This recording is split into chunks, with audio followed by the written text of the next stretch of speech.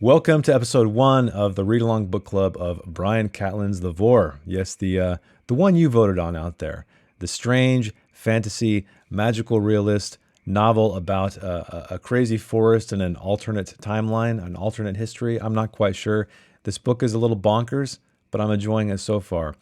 Today, we are going to be covering the prologue through chapter 3. So what are my initial thoughts? Well, the writing is beautiful yet dense. It's a very big departure from the last book we read together, which was The Memory Police by Yoko Ogawa, which had very straight to the point, clear, concise text. This one is much more lyrical. It's much more poetic. Takes a little bit getting used to, but once I think you're in there, you will appreciate the nuance and the artistry that went into writing it. But yeah, I'm also getting some Neil Gaiman vibes too.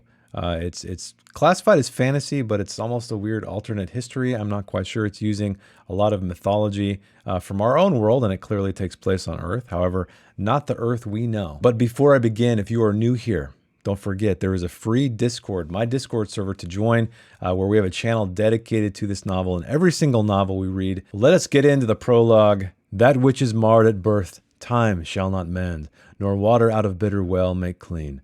All evil thing returneth at the end, or else way walketh in our blood unseen, whereby the more is sorrow incertain. Certain? The E at the end's throwing me off. Certain. Dayspring mishandled cometh not again.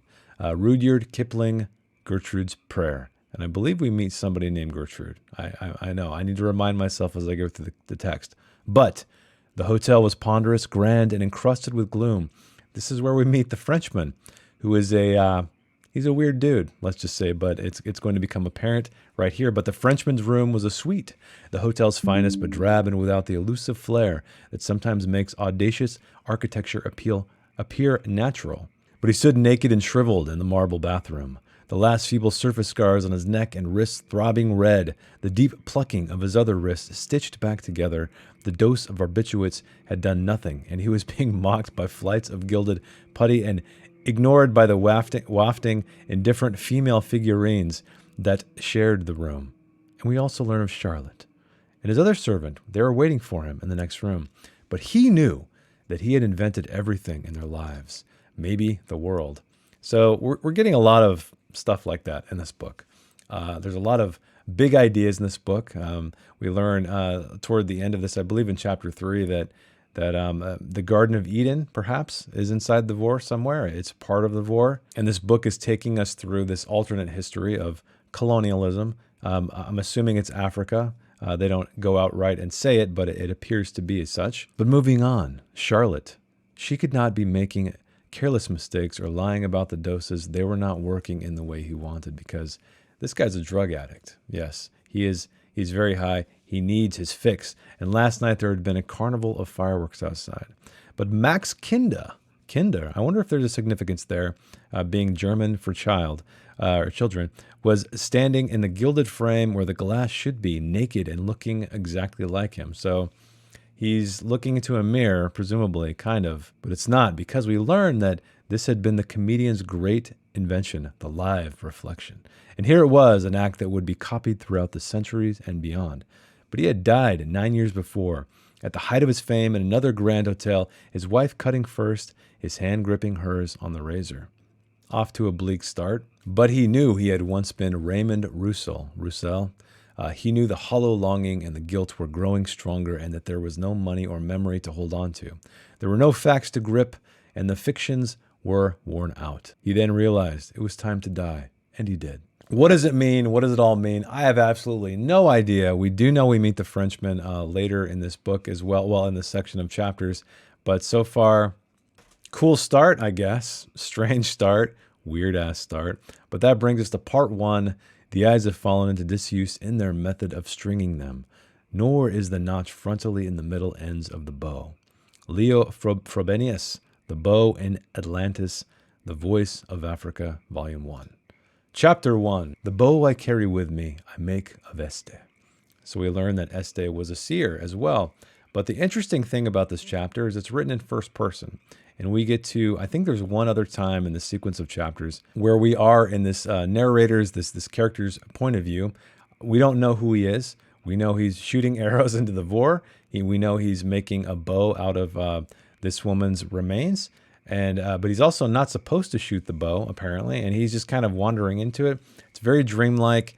Lee on the Discord mentioned that, and he, it's funny because he pasted a paragraph in there when we were chatting about it, and it is very hard to understand what the hell is going on. But it doesn't bother me so much. He was mentioning that it really frustrates him when he doesn't comprehend what something is being communicated, and I can understand that. But for me, that was more about evoking a sense of atmosphere, I guess. So I'm looking at it a little bit literally, or less literally, so I can thankfully move on and not be stuck. But let me know, what are you thinking so far about the writing? It's interesting. It's beautiful writing. I'll definitely say that. But do you find that it gets in the way at all? I find that some of the exposition that we're about to get into, which I know he's setting up the characters, he's setting up the setting, and so on and so forth. But I don't want to say I was bored, but it's not as immersive, I guess, as I like to be in a novel. You know, it feels like I'm reading a history book to a degree. But anyway, Este was born a seer, but her long name was Irenepeste, and she had been born to Mbungo in the Vorrh, the great brooding forest that she said was older than humankind. And I stood before a wooden table where her body lay divided and stripped into materials and language. I like that description. That's very beautiful. The entire room was covered in blood, yet no insect would trespass the space. No fly would drink her, no ant would forage her marrow. We were sealed against the world during those days, my task determined, basic and kind. She had explained all this to me while I tried to serve her breakfast in bed on a rare rainy morning. I shaved long, flat strips from the bones of her legs. I stretched muscle into interwoven pages and bound them with flax. I made the bow of these. I removed her unused womb and placed her dismembered hands inside it. I shaved her head and removed her tongue and eyes and folded them inside her heart. For 3 days I lived with the inventions of her and the unused scraps. So very descriptive, very interesting. Matt on the Discord as well brought up the fact that I believe it was some African tribe. They create bows and arrows out of monkey parts, monkey skin maybe. I can't remember. Matt, remind me in the comments, or just join the Discord out there and you'll see all of this conversation happening before your eyes. And I think that's what I love about reading books together is other people are more attracted to going out and researching, or maybe they read something that triggers a memory and they go and they share it with us because it just gives so much context and color to what we're reading. But on the third day, I buried her head, in the garden of a small circular pit she had dug with her very hands a week before. I covered it with a heavy stone. The bow quickened, twisting and righting itself as the days and the nights pulled and manipulated its contours. She was dimly aware of me, but able to instruct and explain the exactitude of the living object she would become. The bow is turning black now, becoming the darkest shadow in the room. But he's sitting here holding this bow, and he says, or he knows, the moment has come. 2 arrows that Este made are white and infinite, unfocused white, without any trace of hue and shadow. They absorb the day into their chalky depth, and I grow sick looking at them. If I lift the bow, which I must have strung in my sleep, and knock 1 arrow into its contrast. And she said it was for another to shoot, a bowman who would come after me. I will make all the other arrows. But then he draws the bow back with all of his strength, and then he lets the arrow go. And it goes singing toward the Vorrh. This arrow is in advance of my foreseen journey into the depths of the forest, but it will never be my guide. She said that it was for me, but never to follow. So what's interesting about this is that Matt brought up, again on the Discord, he showed a evolutionary tree. That got me thinking, holy shit, is this guy's path our path of evolution? I mean, clearly he's living in a time period not before mankind, but maybe it's all metaphor. I'm not quite sure. But again, I find that very interesting. But the inside of my arm is raw from where the bowstring lashed it, removing a layer of skin with the ease of a razor, indifferent and intentional. So that reminds me of the prologue. Didn't the guy have jacked up wrists or something? Or no, the other guy killed himself with a razor, and his wife as well. But stepping forward, I pick up my second quiver, steady my looping stance against the bow, and begin to walk into the inevitable. What is the inevitable? We don't quite know yet. Now we are introduced to Sungale. He is sitting, a lone black man, on the mud parapet of a colonial stockade.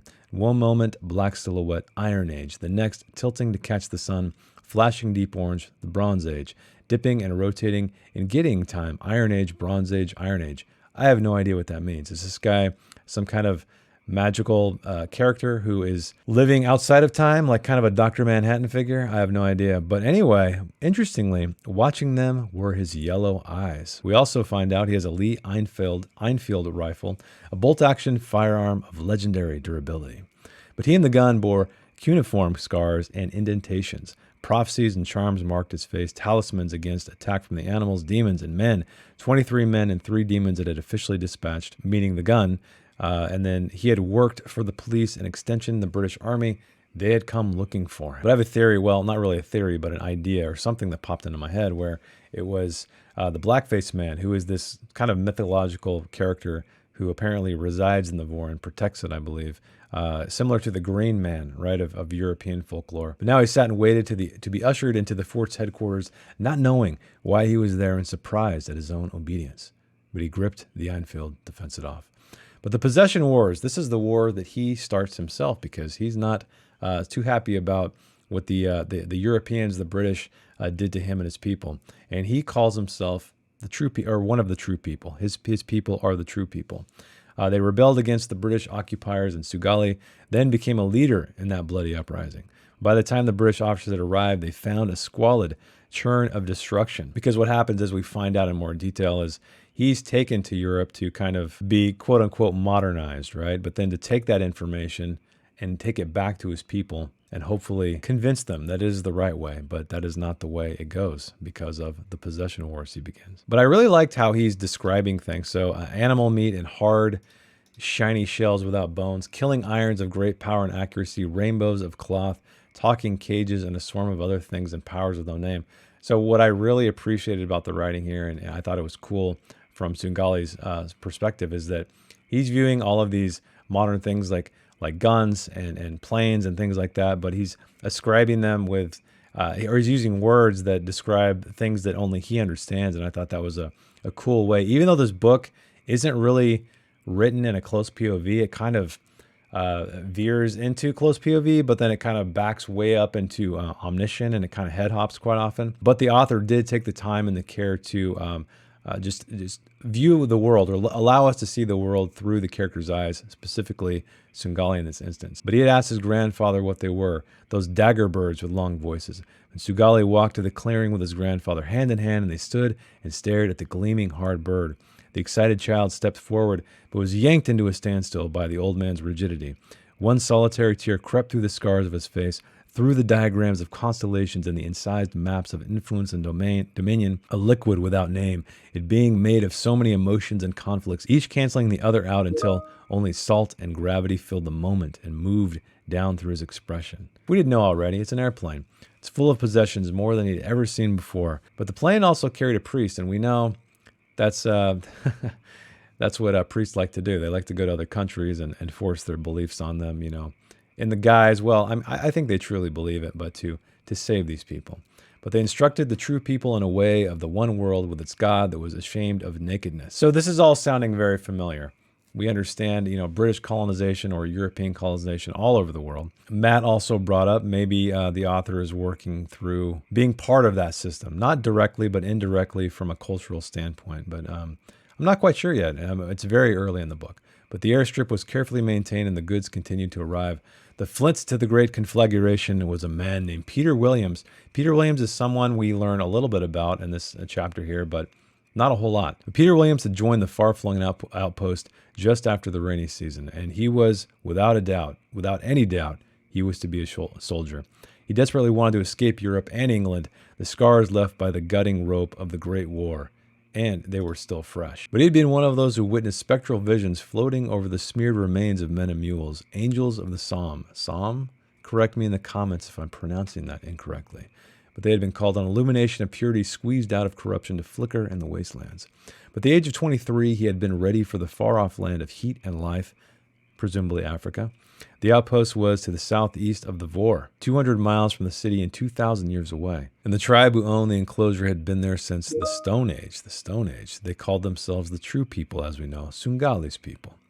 As the 20th century had made its interest, it was deemed necessary and desirable to focus on the tribe's development, especially if the trade route via the river was to thrive after a long period of poverty. 3 European countries had forcibly assisted their evolution. Of course they did. Again, familiar story in our history.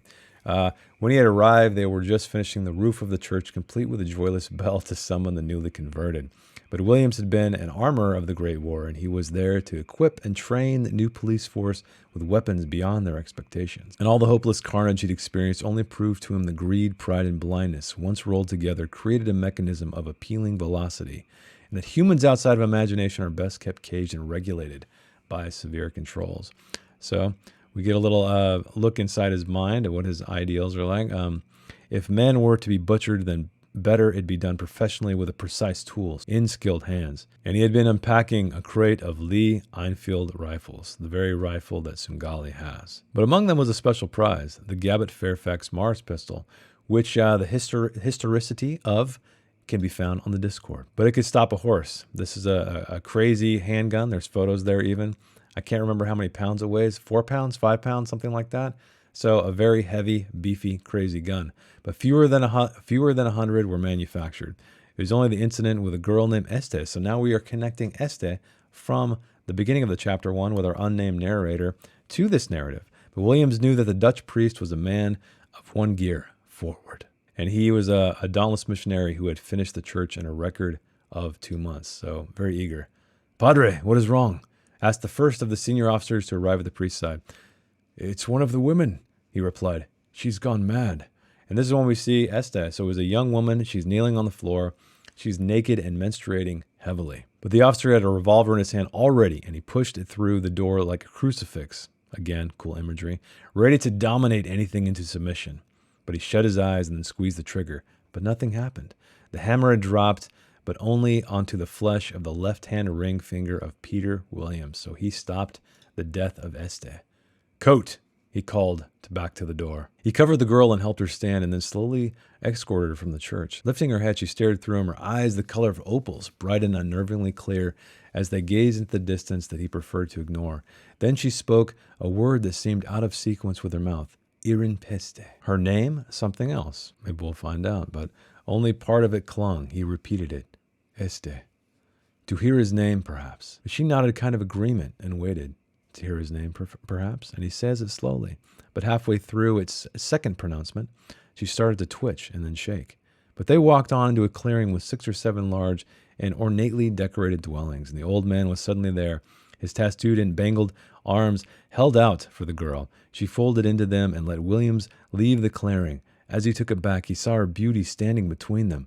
It was detached, older, and breathtaking. Which brings us back to Sungali.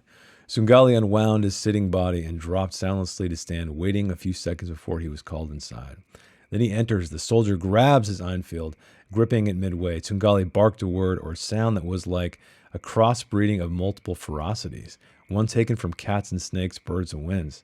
Love that. I love it from a cultural standpoint, a writing standpoint. It's so fitting. But something interesting right here. Sungali walked in and smelt himself there years before. The rush of memories filling the hollows of his previous nervous system. What's going on here? I don't know if that's like what's actually happening because we are reading some kind of magical fantasy book, or if it's just his perception of reality. For so it is among those who shed lives every few years. They keep their deflated interior causeways, then hold them running parallel with their current unusable ones, ghost arteries sleeping shrunken next to those that pump life. I don't know. Hushed lymphatics like quiet ivy alongside the speeding. All I know is beautiful writing. I love reading it. But then there is an officer sitting there sweating, and he chokes out, "You have been asked to come here." The claws of the word asked scratched the inside of his throat. "For a very special purpose. We are looking for someone to hunt a man. Someone we can trust. Someone with all the skills. A bushman warrior." Trust nipped at Sungali's balls and diaphragm. But it had been some years since the officer had been this close to him. He had been in chains then, manacled to the courtroom floor, so he's being elevated from a slave to a tool, I guess, someone they want to use. "Where is he from?" said to Sungali. His voice stopped the mosquitoes and caused the room to listen. But then the officer just looks at him and says, "He's a white man." Sungali had agreed to the hunt immediately. And I love this description here. I highlighted. He goes over to his motorcycle, his motorbike, as they say, a puma skeleton of upright metal. Really cool. And it's called Eucalypsa, which means lullaby in his mother tongue. But the prized Irin Epeste herself had seen his value, being Sungali, and praised his courage. To be noted by a shaman of such power was a great blessing. So she's got a lot of power that we kind of know about, I guess. She has, her remains are being made into a magical bow, and this guy is shooting arrows. So I'm really curious how she's going to tie into all of this. Oh yeah, this is when he talks about the headphones, as he calls them. But this sat on the head of his cousin, one half held over each ear. He, like the whites, were listening to the voices of ghosts floating in the air. He had given them the headphones. The soldiers were kind of laughing about it, joking about it. His smile had dropped immediately, and he'd thrown the things away, casting them from him as if they were a serpent. He shouted at the cousin and told his men to burn the hut down, but the cousin refused to leave. So he had burnt there. It was after the debacle that they had made Sungali a policeman to balance things. That 3 years later they rewarded him by flying him from this land into theirs. Yes, this is when they fly him to England, dressing him in fancy clothes, smoothing his hair, polishing his hair. But it was at this museum that changed everything and explained the volume of their lives. They showed him box after box of impossible things, all caged in glass. This is another cool way. He's taking in these sights, right? He's seeing these photographs of these people, but he's describing them in such a way where they're trapped behind glass, frozen in time. But in it shone all the gods of his fathers. The prison of glass and wood held them, cleaned and standing so proud, so that all around could see their power and worship them.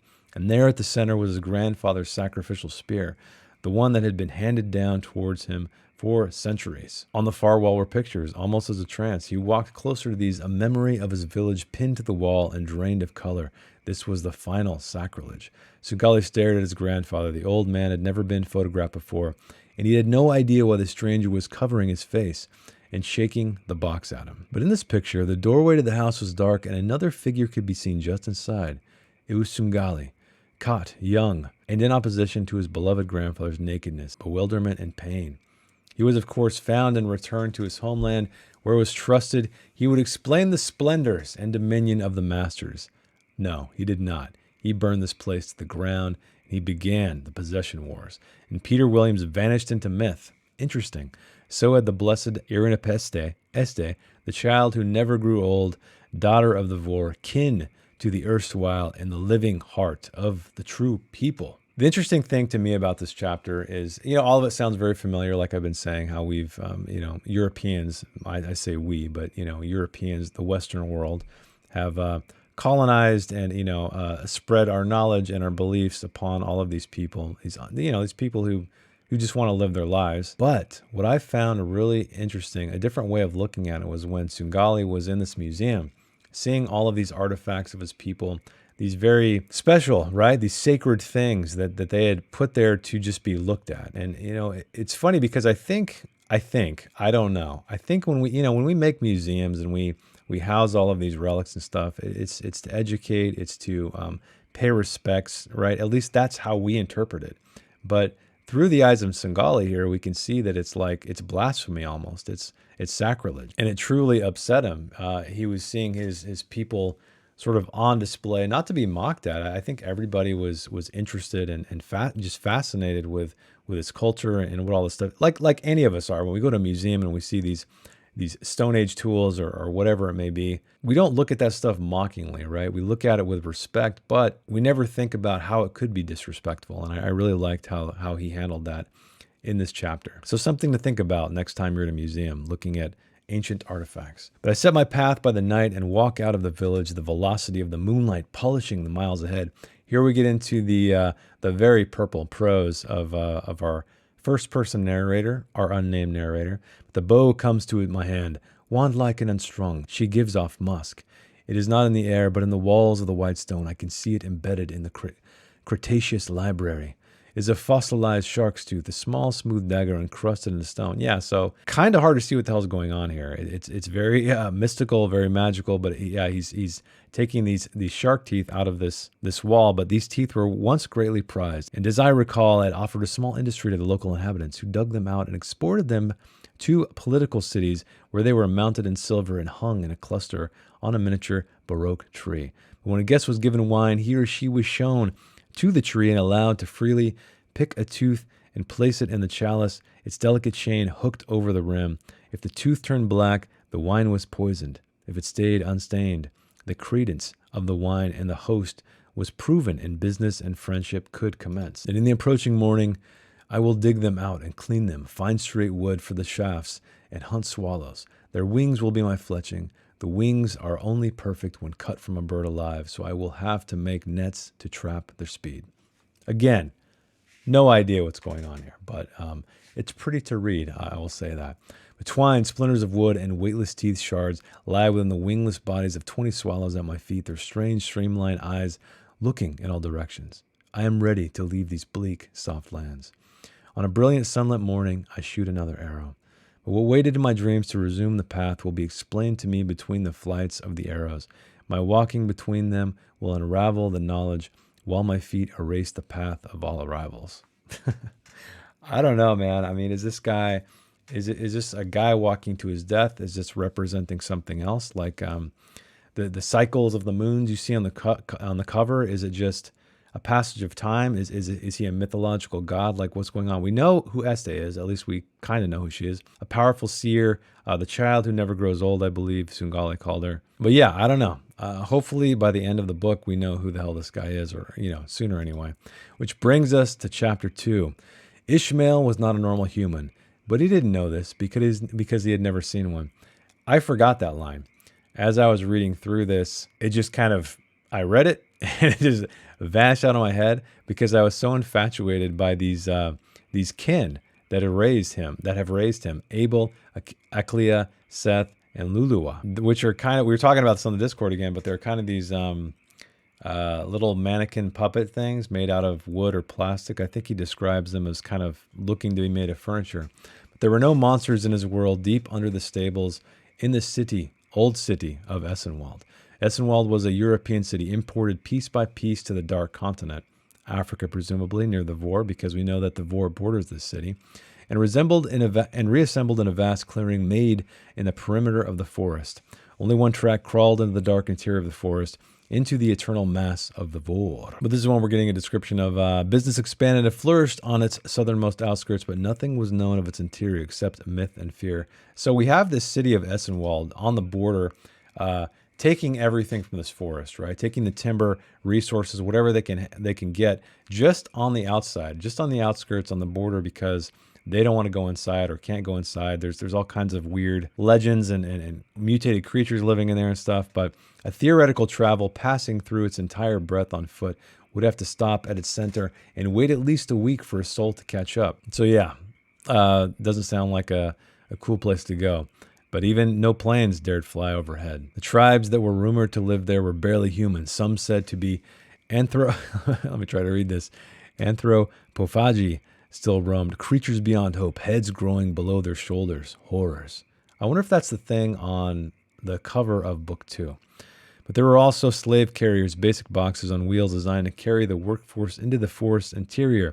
The slaves had changed before their eyes of their owners. And this is when we learn more about the industry and how the city of Essenwald is using the forest. It's feeding on the trees, sawmills, lumber yards, burned and buzzed, sang in the daylight hours. One such crooked causeway was called Kühlerbrunnen, and small, neat stables contained 3 horses, a polished carriage, and a working cart. Far below, in the basement, beneath the blue and yellow, the brown ones hummed and fussed over the white thing they grew, who was Ishmael. There, under 4 Kühlerbrunnen, among the crated machines and stagnant presses, boxed carboys, and empty stained vessels, Ishmael was becoming a man. He was made of flesh, like the animals, and they were made of bakelite, like furniture. So I think I looked that up, and I think maybe I can Kindle it right here. Can I Kindle dictionary right here? Yeah. An early form of brittle plastic, typically dark brown, made from formaldehyde and phenol, used chiefly for electrical equipment. Interesting. So yeah, they're like these plastic mannequins, I guess. But over time, he had become more and more intrigued by Luluwa. She was unlike the others. There were 4 kinds of things like him in this world: men, women, animals, and ghosts. But this is when Luluwa, so they're teaching him, they're taking care of him, they're feeding him, they're educating him, but they're also teaching him about love making, that is. But he at first felt heat for Luluwa when she killed an animal for him. She described how the thick, soft covering kept the animal warm, and that in time, too, he would have as such. We see here that sometimes when he watched them sleeping, becoming charged, became fascinated by their stillness. But Seth, one of the kin who was standing beside him, asked him why he was looking so closely. "Because I think they are dead," he said. "But sometimes the movement is concealed in smallness and hides from sight. I will show you." He carries a glass tube as long as his arms and small as a glass funnel, and Seth put the cupped end of the funnel to the boy's ear, delicately placing the other end in the corner of the sleeper's closed eye. Yes, again, a fluid hiss like the sound of spit in one's mouth, so faint that it could have been from the other side of the universe. "It's her eye moving," he said, "beneath the hard lid." He stared deep into the boy. "She is dreaming." And Sigmund Muta, a trained, tight-lipped servant, would visit 4 Kuhlabrunnen every Sunday to mechanically attend to its upkeep. But he was returning home from the rich, swollen musk of his wife's lunch. His attention was slurred between last night's schnapps and the saturated sleep that wallowed on the other side of the thick food of the afternoon. "Good morning, Sigmund," fluttered a voice above his mitten, stooping. And there, I was right, Gertrude, I was right. There stood Gertrude Eloise Tulp. "Good morning, Mistress Tulp. A fine cold day. How is Deacon Tulp?" "My father is well. Do give my regards and affection to your wife and the little ones. And do tell her not to worry about the lateness of the rent. My father understands that things are hard at this time of year." So she's rubbing it in a little bit, this poor guy Muta, who just wants to take care of the house. Muta's main task was looking after the house and the horses, beasts he and the family had to use when not ferrying crates from locations across the city to the cellars below and vice versa. So something is up with Ishmael. He's important. This guy Mutter is responsible for taking care of the house, getting supplies, these crates, his food and education and all of this stuff that the kin are using. So I'm really excited to find out who this Ishmael character is. But we learned that this business had kept them secure and employed for the last 80 years. It's good training for the boys, as he notes. He gets his sons to help out. They had known the building from the moment they could walk. It had been the same with him when he was a lad. Never saw anybody there, though, because the house was empty. Strange. Why is he doing all of this? He never asked questions. He thought he saw something in the far wall, a brown polished shadow of something that moved out of sight. We know what they are, the kin. He was in the same basement kitchen now, gingerly dragging the box across the room to the middle wall. But something strange here. So he feels that it's getting difficult, not because of weakness, but from the slowness that seemed to be dissolving his energy. What does that mean? But the dumbwaiter worked in reverse. It takes things down. But his duty and his task were again complete. Ishmael knew the crates were a teaching library. Each box contained poignantly selected examples of the world outside. Its structures, materials, animals, tools, plants, minerals, and ideas were represented for explanation. And he talks about food, how there's a little box and a big box. This was taken out and examined in the kitchen and would then be turned into food for him. And this is interesting. He laughs, and then they try to laugh back at him, presumably to sound natural, I guess. But then he doesn't like it. But in return, he promised never to scream again, never to sob uncontrollably. The day that Luluwa showed him how his body could extend into her and produce nectar was overwhelming. This whole section is hilarious to me. I love the way it was written. It was written in such a way to where you know what's going on, but it's beautiful writing. It's using vocabulary that is not what you would expect. But here we learn about the inside of the kins. "We are hollow, only fluid inside," Abel had said. "Not like you and other animals, packed full of matter and organs. We work in another way. All our forces are held in a thick cream contained within us. All that we are is alive in that cream, and it feeds and talks to the inside of our shell through these complex ducts and circuits." And he pointed to the inside of the fragment in his hands. "We know nothing of its workings. It is forbidden that we question and examine its process. We have a greater knowledge of you than we do of ourselves." Kind of reminds me of the androids in Alien, how they have all the white goo inside them. "Your kindred have a connection between their breeding and their sweetness." And this is when Luluwa gets a little sexy. "Your kindred have a connection between their breeding and their sweetness, a swelling of both that works like a magnet in Lesson 28. Their conception also follows the same construct." And she showed him a latch in the crease between her legs, normally hidden by its underside position. I laughed out loud at this. When he goes in, he cops a feel, let's say. "Kelp," he said. "It's made of kelp." Kelp had been in less than 17 jars from the sea. No, but very like it. It's material you have not yet seen. You leak like me, he said. Like me and the animals. You never did before. This is not the same. This is not the passing of waste fluid, but a special oil to let you move inside me without friction or hurt. And then they get it on. The understanding was in his whole body churning with sugars. Churning with sugars. That's how it feels. That gave him a direct power he had never dreamt before. Great Brian Catling, no longer with us. Great loss. I'm so glad I get to discover his work, though, and it's still here for us to enjoy. But fantastic writer. As long as the rule regarding her kin was in place, she would never be able to comprehend her reaction. The mystery would be for Ishmael alone to understand. So she appears to have an orgasm of some kind, I think, but she is not privy to what that experience is. Gertrude Eloise Tulp was an only child. She was only in a great manner of ways, in the way that a single child is given all, in the way that is received and understood as a sign of natural superiority, growing into unquestionable rightness, in her luscious delight and solitude and satisfaction without a trace of loneliness. But her father, the third-generation owner of the city's second-largest timber merchant, has turned his razor-keen appetites to politics and the church. But her 22 years, she is 22 years old, had been filled with kindness and education. But most had tried to lock her out in more literal ways with brass and iron puzzles, so she becomes very good at solving puzzles and lockpicking, I guess, which leads her to tiptoeing in forbidden places. She had seen a royalty of secrets, her parents becoming the beast with two backs, treasures being hidden, the dead rotting in conversation in the catacombs beneath her home. She had seen intrigue, incest, deceit, lies, and pleasures, all closed to the assumption of sight. Now she stood in the shadow of 4 Kuhle Brunnen, while the buffoon mutter disappeared home. She walked quietly across the empty space and pushed the cold gate. This was forbidden and ecstatic. She had stared at it, glared at it, and watched it passing all the days of her life. Ah, ja, the Kuhle Brunnen house, they would say, and then change the subject. She had stared at it, glared at it, and watched it in passing all the days of her life, from her pram to her womanhood. The door to this house would be no match for her skills. It's locked, but we already know she is a very skilled person at picking locks and solving puzzles. But there was no rush now. She already had the conclusion to the enigma firmly in her grasp. She would relish all the possibilities rather than leaping into the outcome. 6 days later, when Mutter had again left, she entered the house. Which brings us to chapter 3, as well as back to the Frenchman, who was the only modern being to have explored the Vorrh, to enter its interior and scribble down some of its detail. But he had, of course, read or held the weight of every volume related to his existence, absorbed all the obscure and fantastic accounts of travelers. But he knew of the savior of the forest, the fabled black man of many faces. Yeah, I had that description wrong, but I think that is Sungali. That's my guess anyway.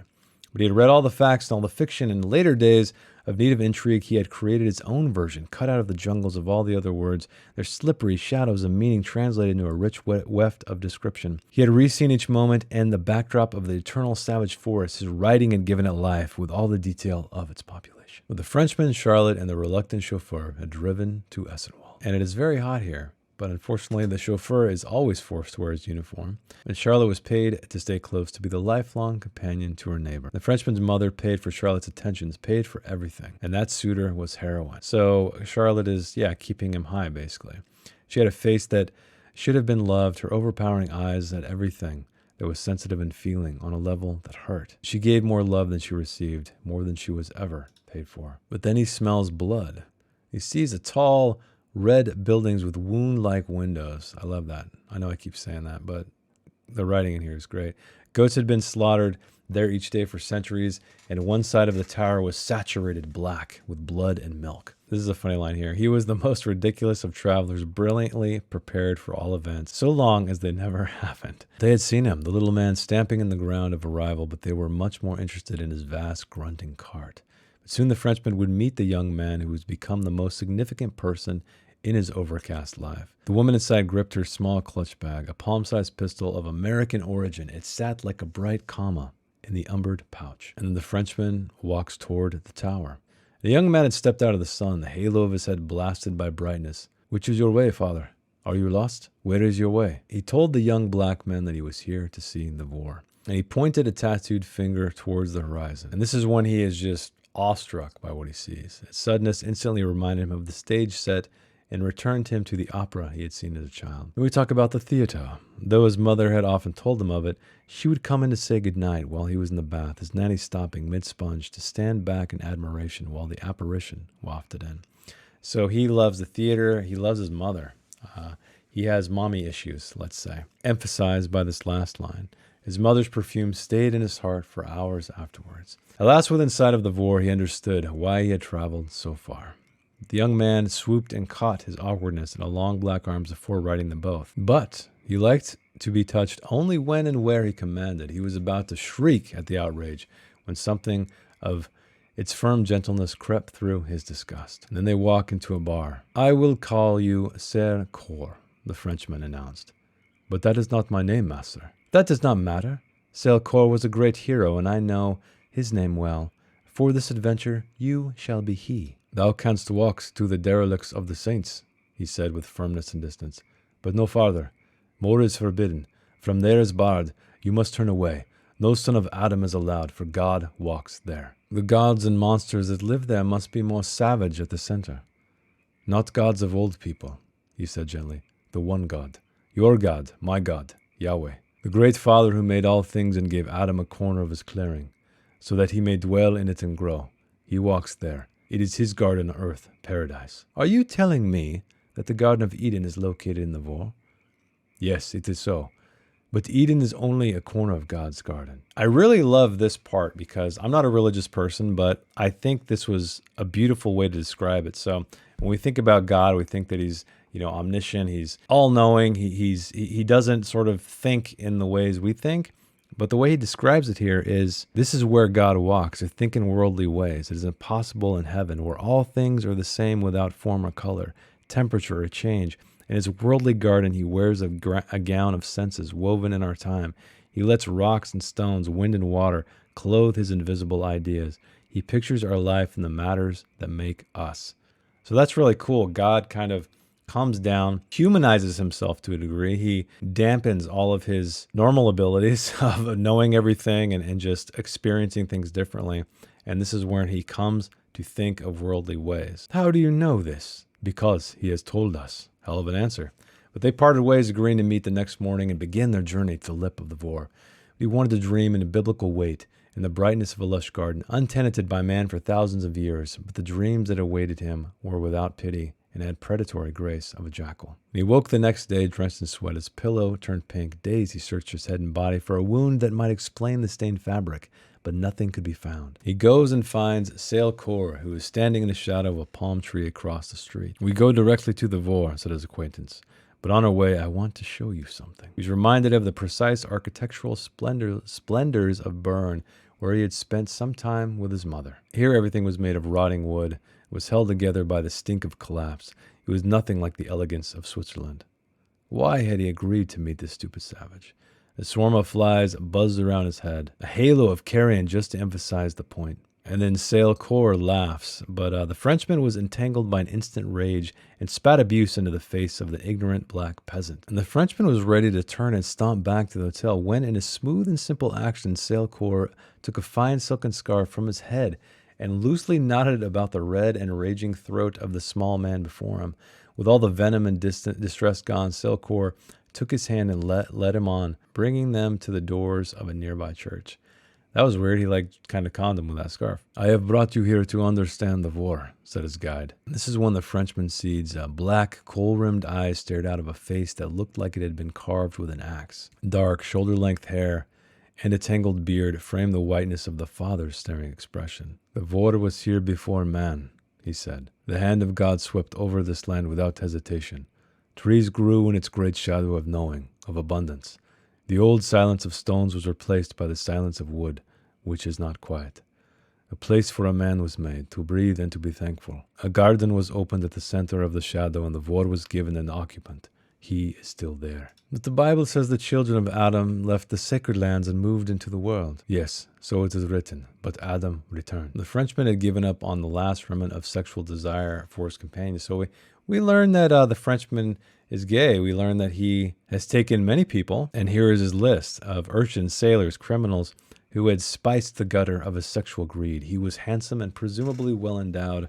Talking about Sailcore, his obvious poverty would have made him easy to purchase for a short time. The words in Sailcore's mouth, the certainty of his vision, and the kindness in his eyes had washed away those stewed perfumes, replaced them with an ethereal distance that shocked back the very pride and circulation of his vital cynicism. He even found himself giving weight to the ludicrous myths of the Vorrh and the salvation that might shudder in them. But as the conversation came to an end, the Frenchman noticed another painting, smaller than the rest and set in the far corner of the chapel, away from any source of light. It was made on the same dense gessoed wood, but something had obviously gone wrong with his process, for the pigmentation of varnish had turned black. He drew closer to examine it. It was as if the picture was empty, or contained only painted night. "What is this one?" he asked of his guide. The young man looked bashful and evasive and refused to look directly at the block of darkness. "What is this one? Please tell me." Some of the stories from the Vorrh are older than the man can become confused with the Bible. I think this is one of them. He is called the Black-Faced Man. This might be him." But then they leave. They never spoke about the Tablet of Darkness again. Well, that brings us to the end of the prologue through chapter 3 of The Vorrh. Let me know how you're feeling about it. What are you thinking? There's so much to take in right now. It's a really cool setting.